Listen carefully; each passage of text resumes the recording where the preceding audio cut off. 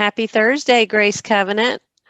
I'm coming to you with just about the whole program staff. We're down one, Samantha, who's on parental leave right now. But I invited the program staff to be with me today for the Thursday devotional because today's the day after a historic moment in our country, the inauguration of the 46th President of the United States, the inauguration of the first um, woman of color as our vice president. And we all are having a lot of feelings. We're sure you are too. Um, and so the devotional today is just really us sharing some of our feelings and reactions in hopes that that will support you as you process some of your feelings and reactions to this. It's been an intense 4 years. It's been an intense several weeks. It's been intense several months. So we pray that this conversation can be a support to you. And in the interest of fairness, since I asked the program staff to be here and they didn't have much warning, I'll go first so that they have time to think. Um, there was definitely a wash of relief that I felt yesterday once the new president was officially inaugurated.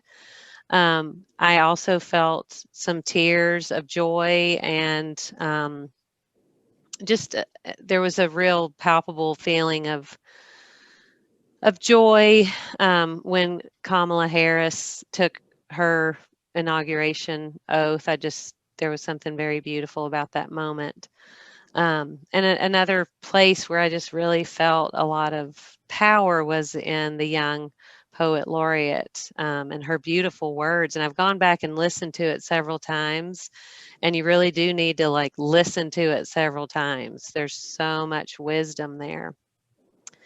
At the same time, I noticed that I felt really heavy and sad and kind of wanting to be by myself maybe not want to be with people. And I really inquired with myself about what that was about.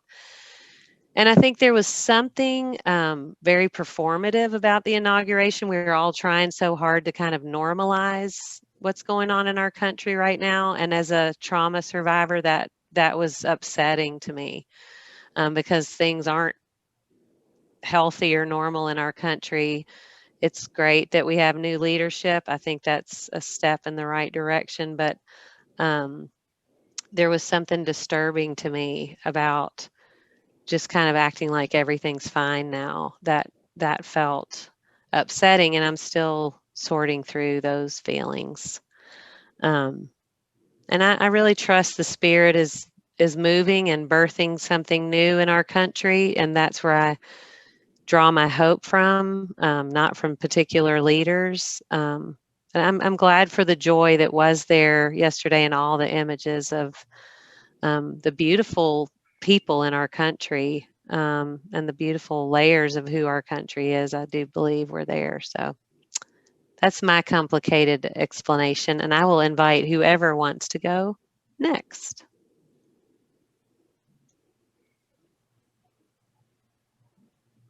Sure, I can go. Thank you, Marcia. That was really helpful to hear your experiences. Yeah, I had similar feelings of joy and relief. I've had a chance actually to talk to several members this morning as we've been getting ready for worship. We're doing a lot of member participation in worship this morning, and one thing that I keep kind of hearing over and over again is there's this feeling of kind of like when you finally release after you've clenched your muscles for a really long time, or similar like a weight lifted. And that certainly rang true for my own experiences as well. Similarly, several people talked about just frustrations in the vaccine rollout and just how that's hit them personally. And each time that we talked about that, we talked about kind of the hope that there'll be better leadership in that coming forward.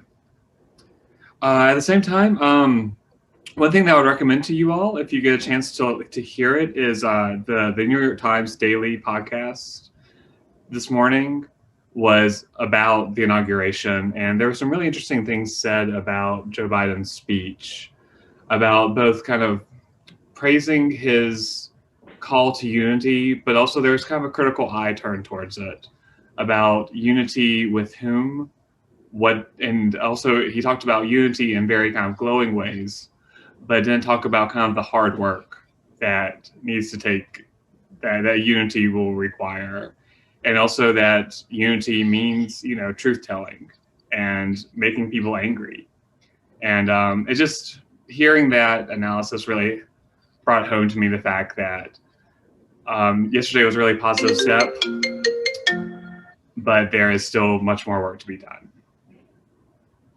and I'll end it there. I'll go. I certainly felt physically a sense of relief and relaxation in my body from tension that I've been holding, and I've heard that from other people. I resonate with what you all have already said and have some of those same thoughts as well. One of the things that I kept seeing on social media and hearing from people I talked to, they were saying, I feel like I can finally breathe. And I hear that and I celebrate that because I feel like in my own body I could take a deep breath.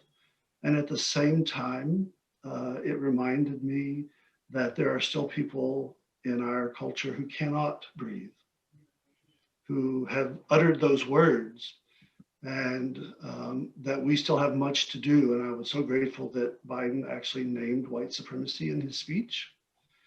And whether it's people on ventilators from COVID or people suffering at the hands of authorities who are abusing Black people and people of color, we still have a lot to do so that everyone can feel like they can breathe. And so I wanted to celebrate and feel like we're moving forward in the moment, but acknowledge to myself and to others that we still have a lot to do.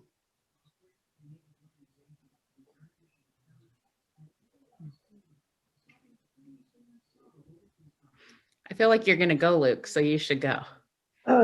Yeah, well, I'll take a different take on it.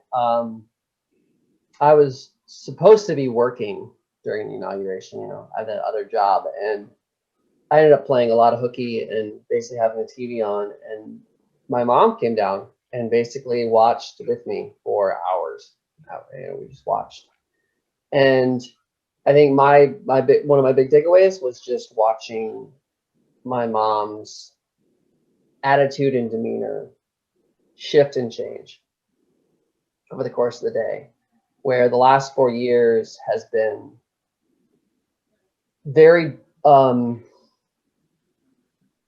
troubling. Her voice is worked out in her artwork, and I'm one of the few people that gets to see her artwork on a regular basis. And I'm excited to see where it's going to go now. But watching the reaction that of someone like her and was, I think, incredible, and gave me hope.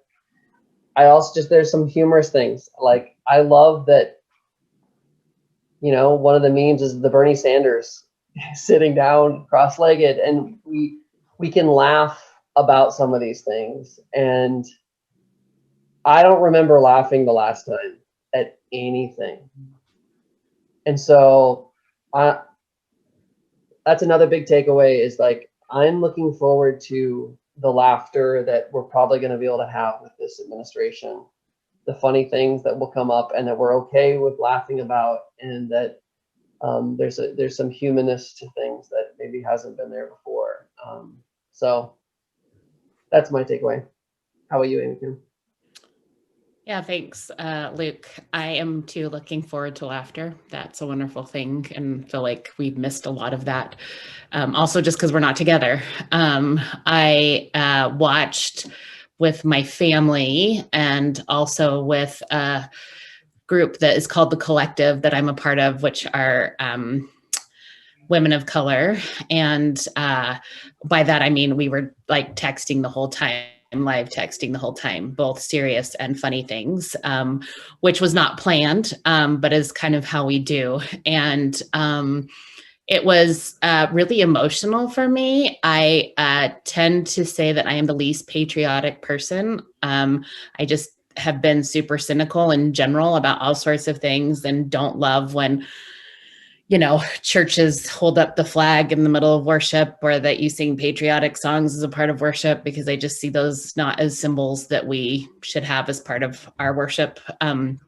And I understand why people feel the way that they feel. And even my father, as an immigrant, really has a place in his heart for this country that I have not experienced, because I was raised in a different era and with other privileges. So I found myself just needing to kind of still myself and take it all in. I think for me, it was really wonderful to see so many Black and brown bodies on that stage, especially juxtaposed to what had happened on the 6th. I think that was a symbol for me that is hopeful. I too believe that there is still so much work to do, but I guess for me, it felt like we've been on this boat that keeps steering wildly, and we haven't been able to get our grounding. And I guess I feel for like that moment, I felt like we were leveling out a bit. Not that there's still not going to be crazy waves and things that we're going to need to overcome, but that the people who are at the realm all recognize that everyone is not feeling so great on the boat, and that there needs to be some reordering, if you will, and marking a path that makes sense for everyone to, as many as possible, to get through this. Also recognizing the people who have fallen off the boat and that we haven't seen anymore. I think for me, there is just a lot of humanity built into what I saw. And that for me is really hopeful, even from the night before, where there was a vigil recognizing all the people who were unable physically because they've died from this crazy virus, that was the precursor to what happened yesterday. For me, also spoke volumes, especially because the former administration kind of wanted us to close our eyes and pretend like none of that happened or wasn't continuing to happen. So I do appreciate that was how it was framed.